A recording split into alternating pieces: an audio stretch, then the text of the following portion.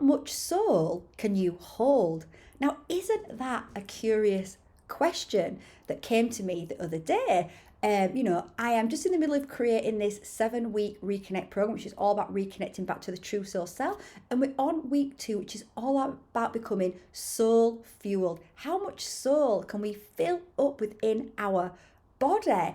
And I was just sort of going through this, and I was just saying to a client, well, the totality of your soul is absolutely huge, and the totality of it cannot fit inside one body. And then I just thought to myself, hold on a minute, how much soul can fit inside one body? And that's when I started asking myself that question, how much soul can we hold? And if we start asking ourselves these kind of questions, then the universe starts to align itself to give us the answers, to move us on that path. That is the path that I am on, embodying as much soul as possible. And whilst I am aware that there's still places within me that have corruption in, where I am now compared to where I was just a couple of years ago is it's like I've been on some rocket fuel on how fast I have accelerated, and that is because I've become soul fueled. That is because I have started to embody the soul on a whole new level by being really focused on my own healing. So I'm absolutely obsessed with the soul. Why am I obsessed with the soul? Because it is the antidote to everything. The soul is your best friend. Your soul is your best friend. Your soul was there with you when you were born into this body, and it will be there with you when you leave this body. You have been with your soul for eternity. There is no body in this world that will have your back like your soul. There is nobody that loves you more than your soul, that wants nothing but the best for you, that absolutely loves you unconditionally, that has absolute respect, appreciation, compassion for everything that we have to go through in this 3D reality. We feel like we long for the soul, and we do long for the soul. The body is built to house the soul. It's just been corrupted so that all the soul couldn't get in, but its original template and its original intention is for it to house the soul. So the body longs for the soul, but the soul also longs just as much for the body. This is the divine union. This is the dance of the divine between our spiritual selves and our physical selves as we walk between both worlds. So the soul, our best friend, well, it's always been there. You have never ever been separated from it. Although we've had the illusion of separation, we've felt abandoned, rejected by source, by our own souls, because we've not been able to fully access it in the past due to the frequency fencing, due to the mind control technologies that have been used to keep us, to sever us from our soul. I was saying to my client today, there is an underlying agreement, societal belief that the soul doesn't exist. It's not like we are sat down at school and said, there's no soul. However, it is not validated anywhere. It's not talked about anywhere. And through our childhood, we are programmed away from our souls till eventually we cut it off, shut it out, numb it out, forget it's there, because we start to think there's something not right about us. And we might not consciously remember this, right?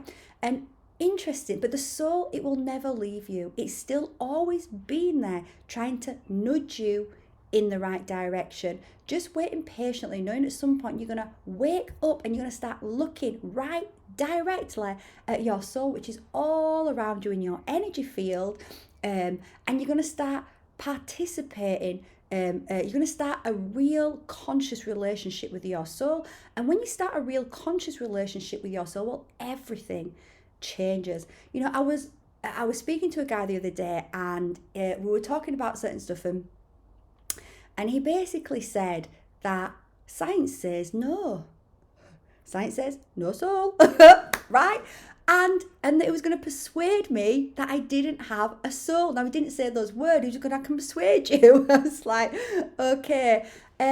Well, no, because it's not a belief that I have a soul. It's a knowing. I feel my soul in my body. I am embodying the soul. And there are many people out there that absolutely know that they have a soul. They might not fully understand it, it is a continuing mystery, is the soul, but they know that they have a soul. Many people are embodying the soul, are in co-creation with the soul, are communicating with the soul. And while science does not have the technology, or maybe it has the technology, but it's hidden to prove, as they say, the soul. And then I am told that my experiences are antidotal. So what I am experiencing, that is meaningless. It has no meaning because science can't measure it. Now, that is how we have been severed from our souls as we've grown up. We felt that we can't be validated because science says no, society says no. So we start to distrust ourselves and we start to shut out our souls, and we have to come back to that reconnection back and realize that science can't tell us what is going on in our bodies. Science cannot tell us there is no soul. We know that much science is just crap when it comes to the mainstream anyway, but even so, we have to learn to plug into our true selves. I know there is a soul. I feel it every day, and I know that I don't feel upset when people don't recognize the soul. I know when somebody says to me that they have a belief that there is no soul, well, I know one of two things. One, they just believe that so firmly because they've grown up with it in the scientific community, perhaps, that they've cut themselves off. They're so disconnected from their own true, authentic self that when you have a belief system that is that narrow-minded, then you don't allow yourself to see what is right in front of you, not even just what is happening all around you within your life. But there's also another reason why some people don't want to open up and explore the fact that they have a soul. I also know you haven't opened up and explored your soul if you believe there's no soul. Often people say that when they've not been on any kind of journey to actually interact with their soul. So it's not based on anything real. But the other reason is that many people carry so much trauma inside of the body because of all the conditioning. And these beliefs that have been formed, all these beliefs that have created through childhood, have helped them to keep that trauma on lockdown, ways to cope, and the thought of unearthing a belief that is so deeply rooted, well, that can create a lot of fear inside the body, and subconsciously that person can sabotage, reject their own true self because of that, because of the fears of the egoic mind. So I also want to say as well about the soul, because you do have a soul. You definitely have a soul, and it is fine. Anybody can choose to believe they don't have a soul. You can choose to believe anything, but it doesn't make it truth. Our beliefs don't mean that they are ultimately truths, but they become true for our reality, because if we believe it, we literally shut ourselves off from seeing what is in front of us. But there was a time in my life, years and years ago, where I knew we were souls. I believed in the soul. I just had this inner knowing. That is our gnosis. That is our ability to sense through our energetic fields, because we are energy bodies, we are spiritual. And again, a lot of that's been cut off, so we've lost our connection to that, lost a lot of distrust. But I knew that I'd been here before, that I'd been incarnated on this planet. I had these knowings inside of me. However, I felt doubt and fear about talking about these things. I didn't know how to articulate what I felt inside. I was scared that if I articulated it, someone would try and shut me down, humiliate me, just all sorts of fears. And it was so precious to me as the soul that I didn't want to go through that because it was just too painful, and I didn't know how. I felt like I had to prove there was a soul. I felt like, well, I can't talk about it because I can't prove it. But now I don't need to prove that there is a soul, and you don't need to prove that there is a soul, neither to embody your soul. You just live it. You know it in your body.